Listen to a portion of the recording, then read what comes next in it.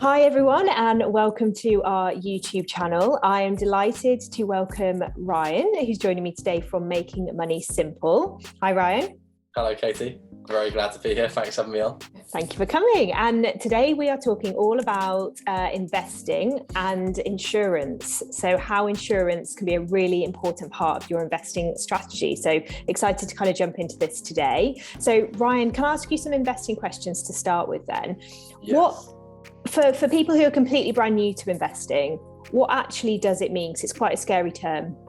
Yeah, so investing, the way I describe it is putting your money to work. So you're giving up some money today, not spending it or saving it. You're putting into a vehicle, hopefully an asset that will then appreciate in value. And then down the line, you'd end up with more money than had you spent or saved it.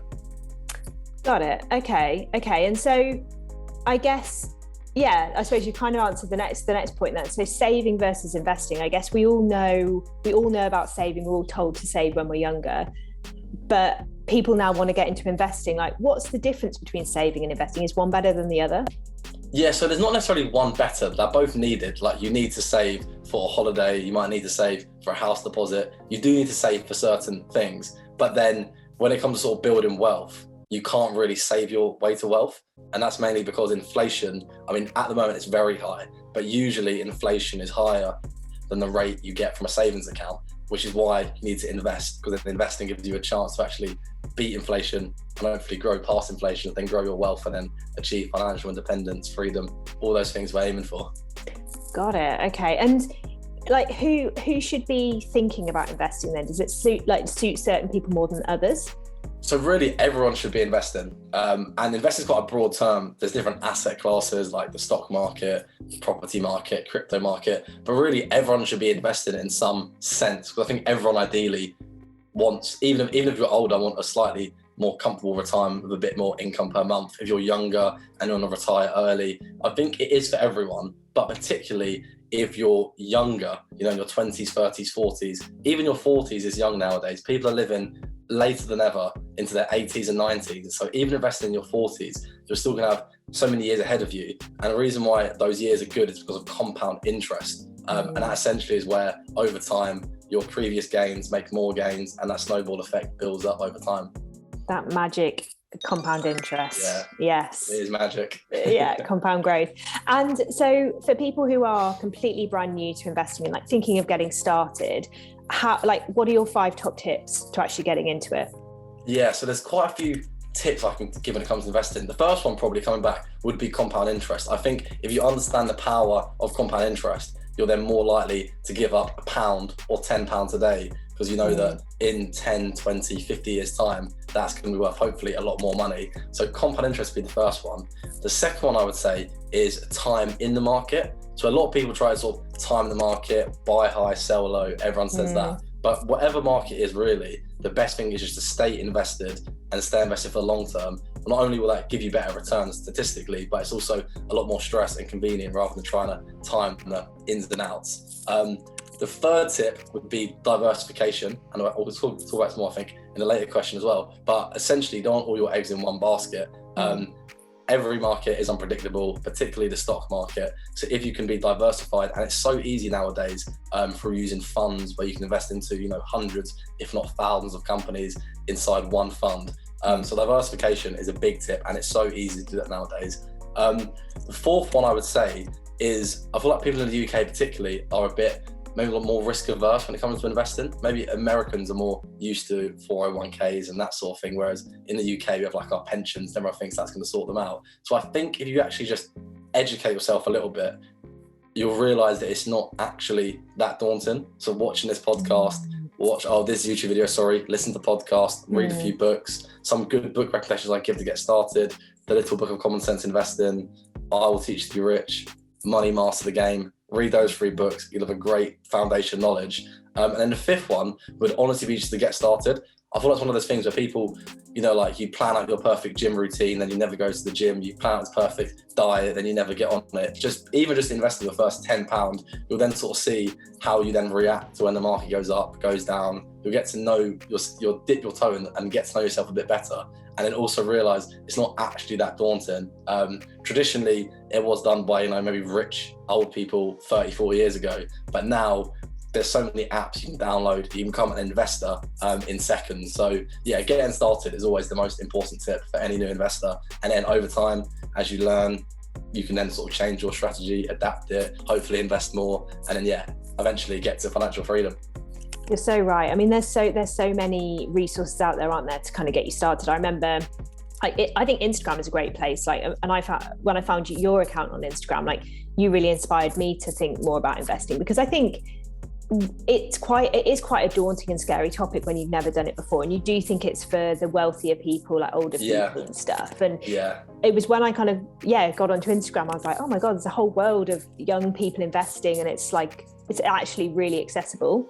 So it's brilliant. I guess, like, my last question is, I suppose, linked to that. Like, investing comes with a bit more risk than like a savings account. So are there things people can do to actually reduce their risk and feel a bit safer in their money? Yeah, so the main thing is diversification. And as a tip I mentioned a minute ago, so you can invest into, say, Tesla stock or Apple stock or Nike stock. But if that company goes bankrupt, of course, you would have lost everything. So which is why I personally preach about index funds. So you may have heard of the S&P 500, the FTSE 100. I personally use global index funds. And what that means is I invest into one fund that has 7,000 different companies. So I'm betting on the global economy growing over time. But I believe that the economy will grow over time, become more innovative, productive, better products, better services. So diversification probably is the best way to reduce your risk, and can actually also increase your returns because you're investing sort of every corner of the world. But one more thing I would say on this as well, sort of like rephrase the question in terms of risk.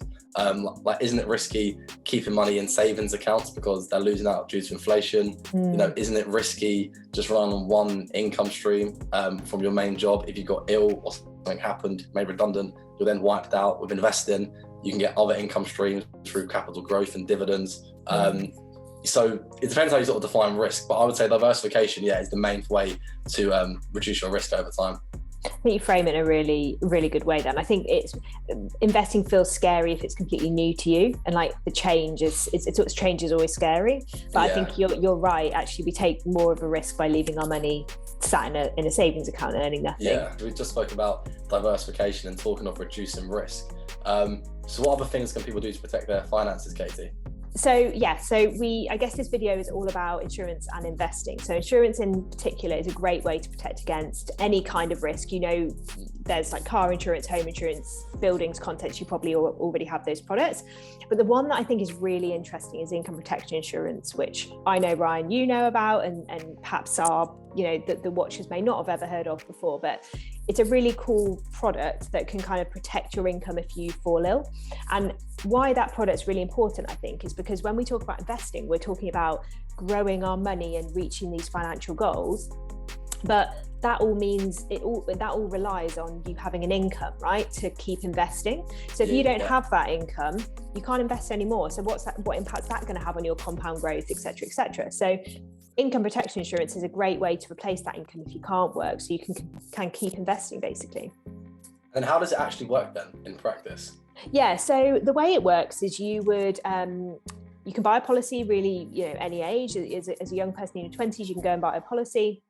And what it means is you pay a monthly premium like you do with, say, your car insurance. And if you ever become ill or have an accident that means that you can't do your day job, then you have a percentage of your income paid by the insurer. So you might have, say, up to 70% of your income paid while you're off work. And then it can either pay for a set amount of time, or it can even pay up to retirement. So heaven forbid you ever got a horrible illness or had a horrible accident that meant that you couldn't work until retirement, it would replace your income for that amount of time. So you can just imagine what a life-changing thing that would be to have in place, right? Good safety net to have. Yeah. So yes, the people that say they don't trust insurance products that ever actually pay out, why should they spend money on a income protection policy that they may not never use? Yeah, good question. And I think, people don't generally like insurers and don't trust products, let's be honest. And I think it's a shame because actually the vast majority of policies do pay out. You're talking about kind of 90% plus of policies will pay out when a claim is made. And the main reason they don't is if somebody isn't honest when they buy their policy in the first place. So you know, you've got to answer some questions about your health and stuff. And if you're not fully open and honest about that, you know, understandably, you're not going to get a payout. So as long as you're honest that you should get a payout, there should be no problem. And, you know, saying, you know, why should I spend money on something that I'm not going to use? Well, you know, I hope you don't use it, because I hope you don't ever fall ill, right? None of us want to fall ill. Same as any insurance. Travel, exactly. car, yeah. health. No one wants to use these policies, and it's a bit of a grudge buy because you have to pay money for it. But it's just an invaluable safety net to have there, just in case you ever did need to, because otherwise you've got to tap into your savings maybe, and those savings and those investments are there to hit your financial goals and do way more fun things with, right? Not to cover your income if you're ill. So yeah, no, agreed. And do you think everyone needs income protection insurance? So I think that it's kind of a similar answer to your question of like who's investing for. I think most people could do with an income protection policy. I think unless you're mega rich and you've got a stash of money that you're happy to use in this type of occasion, I think, you know, and unfortunately not everybody has that. I know I don't have that. So that's kind of where insurance can step in. So I think, you know, even if you're employed and you have sick pay from your employer, they probably won't pay that forever. It's a really interesting point, right? I don't know if you know, Ryan, how long your employer pays your sick pay. Do you know? Is it like 6 months maybe, or is it even that? Everyone's different. Oh, is it different? Oh, okay. Yeah. So I think mine might be 6 months, but I'm not. I'm not 100% sure on that. Yeah, so it's a good, like for people watching, it's a really good thing to go and check. Like check your contract or speak to your HR team and find out how long you get sick pay for, because it's not going to be forever and ever. And then obviously you've got government support as well, but that's rarely enough to kind of live off. So even if you're employed, income protection is great for you. But if you're self-employed, it's just essential, I think, because you have no employer to kind of back you up. You know, if you lose your income, what are you going to do? And that's where an income protection policy is really helpful. So I would say for most people, it's a great product. Then if I want to go about getting one of these policies, how would I go about that? Where would I go? Who would I look to? Who would you look to?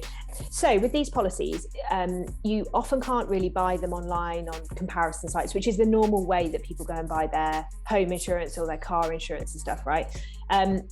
Most of these policies are sold through financial advisors, and the reason is that each policy is normally built to be super personalized to you. So the financial advisor will basically get to know you, get to know all about your medical history, your health, your lifestyle, your job, and you know, work out what I suppose what amount of cover you need, the risks that you face, and which type of insurer to go with, because there are loads of products and they're all quite different. And I suppose in this video, I've spoken about income protection in quite a high level, like simple way, but there are some quite detailed bits of the product and a little bit of complexity. So that's where a financial advisor can really help. So that's what I would do. And if you don't have a financial advisor, I would ask your friends or family if they already have one, or perhaps check out one in your local area as well. Great tips. Thank you, Katie. All right, that brings us to the end. Thank you so much, Ryan, for joining us today for that quick FAQ video. Quick fire, anytime. Thank you for having me on, Katie. And if anybody has any extra questions or is intrigued after watching this, please drop your comments below. You can also reach out to us on Instagram. You can find Ryan at Making Money Simple and us at Ziggy's Money Moves. And yeah, looking forward to chatting soon. Thank you, everyone.